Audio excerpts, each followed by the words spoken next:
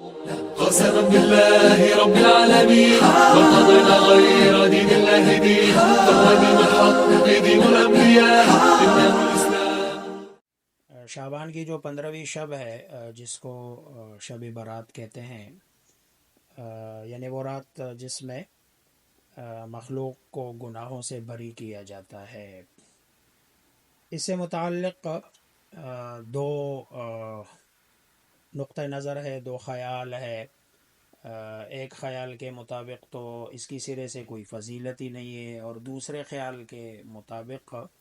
اس کی ایسی ایسی فضیلتیں ہیں، ایسی ایسی جو ہے نا اس رات کی برکات اور انوارات بیان کی جاتی ہے کہ جس کا قرآن و سنت سے کوئی تعلق نہیں ہے۔ بہرحال پہلی جو بات ہے، یعنی نقطہ نظر ہے، جو لوگ اس کی سرے سے فضیلت کو نہیں مانتے ہیں،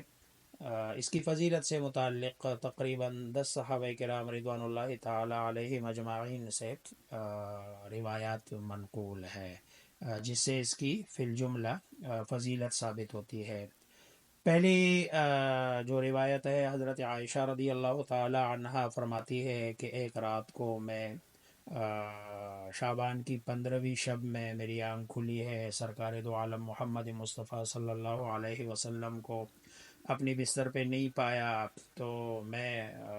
باہر گئی ہے آپ کو ڈھونڈنے کے لیے، چنانچہ دیکھا آپ صلی اللہ علیہ وسلم جنت البقیع یعنی قبرستان میں آپ صلی اللہ علیہ وسلم تشریف لے گئے۔ جب آپ صلی اللہ علیہ وسلم نے مجھے دیکھا تو پھر مجھے فرمایا کہ آج شعبان کی 15ویں رات ہے، اور اس رات اللہ تبارک و تعالی آسمانی دنیا پر نزول فرماتے ہیں، اور اس رات اللہ تبارک و تعالی قبیلہ بنو کلب کی بکریوں کے بالوں کے برابر مخلوق خدا کی بخشش فرماتے ہیں۔ دوسری روایت ہے حضرت علی رضی اللہ تعالی عنہ سے جنہ مروی ہے، وہ فرماتے ہیں کہ اس رات میں اللہ تبارک و تعالی کی عبادت کیا کرو اور دن میں روزہ رکھا کرو۔ اس رات سورج غروب ہوتے ہی اللہ تبارک و تعالی اپنے بندوں سے مخاطب ہوتے ہیں اور توجہ فرماتے ہیں، اور اللہ تبارک و تعالی اعلان فرماتے ہیں کہ ہے کوئی مجھ سے بخشش طلب کرنے والا کہ میں اس کی بخشش کروں، ہے کوئی مجھ سے مانگنے والا کہ میں اسے عطا کروں، ہے کوئی مجھ سے اپنی مصیبت میں چھٹکارا حاصل کرنے کی دعا کرنے والا تاکہ میں اس کی مصیبت میں اس کو چھٹکارا دے دوں۔ تیسری حدیث ہے کہ اس رات میں اس سال پیدا ہونے والے ہر بچے کا نام لکھ دیا جاتا ہے، اس کے لیے اس جو نا مرنے والے ہر آدمی کا نام لکھ دیا جاتا ہے، اور اس رات تمہارے اعمال اٹھا لیے جاتے ہیں اور تمہارا رزق اتار دیا جاتا ہے۔ یہ تیسری روایت ہے۔ چوتھی روایت اس رات سے متعلق ہے کہ تمام مخلوقات کی مغفرت کی جاتی ہے سوائے جنا 7 اشخاص کی، جس کی اس رات میں مغفرت نہیں ہوتی۔ اس میں سب سے پہلا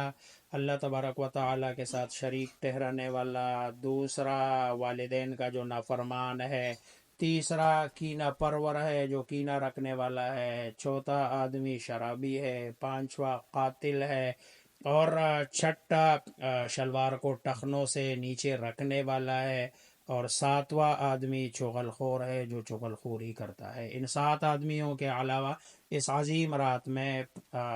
بھی جو ہے نا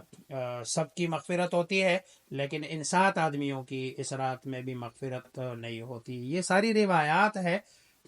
کہ جو اس کی فضیلت کو ثابت کرتی ہے، اس لیے جو لوگ کہتے ہیں کہ اس کی سرے سے فضیلت نہیں ہے، ان کا نقطہ نظر درست نہیں ہے۔ البتہ دوسرا نقطہ نظر کہ اس کی عجیب عجیب فضیلت ہے، جو روایات ہم نے پڑھی ہے ان روایات سے ہمیں 3 باتیں پتہ چلتی ہے۔ ایک بات تو یہ ہے کہ اس رات میں رسول اللہ صلی اللہ علیہ وسلم کا قبرستان جانا، لیکن یہ واضح رہے کہ ساری زندگی میں رسول اللہ صلی اللہ علیہ وسلم ایک دفعہ قبرستان گئے ہیں۔ اگر کوئی آدمی سنت کی نیت سے ساری زندگی میں ایک مرتبہ اس رات کو قبرستان چلا جائے تو رسول اللہ صلی اللہ علیہ وسلم کے سنت پر عمل کرنے کی وجہ سے اس کو اجر ملے گا۔ ہر شعبان کی 15ویں کی رات کو قبرستان جانا یہ مسنون نہیں ہے، اور جو ہے نا اس کو ضروری سمجھنا تو بالکل بھی درست نہیں ہوگا۔ پھر قبرستان جا کے جو ہے نا پھول پتیاں چراغاں کرنا، اور جو ہے نا چادر چڑھانا، اسی طرح جو ہے نا ہر سال جانے کو لازم سمجھنا، یہ جو ہے نا اس کو شب برات والی رات میں داخل کرنا